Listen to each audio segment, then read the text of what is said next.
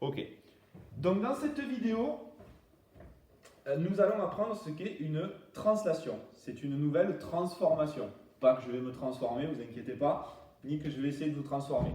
Les transformations mathématiques, c'est ce qui permet de transformer une figure en une autre. Vous en avez vu déjà une en sixième, la symétrie axiale, et une en cinquième, la symétrie centrale. Et bien là, nous allons voir ce que c'est une translation à l'aide de GeoGebra, pour bien comprendre le concept. Alors, je vais dessiner un drapeau, pas celui du Paris Saint-Germain, toujours. Donc, je dessine un drapeau et je vais, quand vous voyez ici, il y a toutes les transformations possibles que vous allez apprendre au collège. Symétrie axiale, symétrie centrale, vous avez déjà vu. Et là, donc, on est à translation. Quand je vais lui demander la translation, il va me dire l'objet à déplacer, donc là, en l'occurrence, sur mon drapeau, puis un vecteur. Alors, je vais créer, du coup, un vecteur, en expliquant ce que c'est. Hop.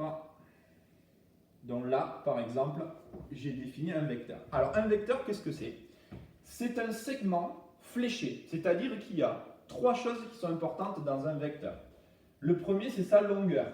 On parlera de norme d'un vecteur, d'accord? Parce que, bien sûr, je peux faire un vecteur dont la longueur va être différente. Là, j'ai fait un peu plus petit vecteur. Ok.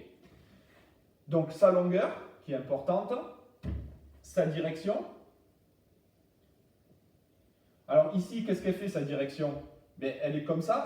Alors, on peut le déterminer en forme de carreau ici. Ça veut dire, regardez ce vecteur, il va de 4 vers la gauche, vers la droite, oui. Ok. Donc, il va de 4, pour aller de là à là, il va de 4 vers la droite et de 1 vers le bas. D'accord? Donc là, il a une direction et il a aussi un sens. Parce qu'on pourrait aussi aller de droite à gauche. Et non, là, on va de gauche à droite. Donc en fait, un vecteur, c'est un segment fléché où en plus, il y a un sens. Alors, on va voir du coup ce que donne la translation par ce vecteur. Je vais cliquer dessus.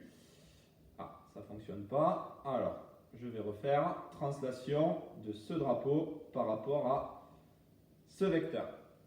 Regardez ce qui se passe. En fait, on a fait glisser la figure selon le sens du vecteur, la même direction et la même longueur. Regardez, si je trace un segment entre un point et son point translaté, eh bien j'ai exactement la même chose que le vecteur.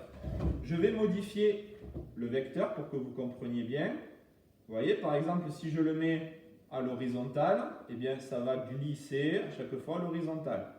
Pareil ici, donc à chaque fois, vous voyez qu'il y a une histoire de parallèle, tout va rester parallèle. Si je fais un vecteur qui décale de 3 sur la droite, comme ici, et qui va de 1 en bas, eh bien mon drapeau, je vais décaler de 3 et de 1 pour avoir chacun des points. Je continue, par exemple, si je le fais aller de 5 carreaux vers le bas, eh bien mon drapeau, il va être décalé à chaque fois de 5 carreaux vers le bas. Donc voilà ce qu'est une translation.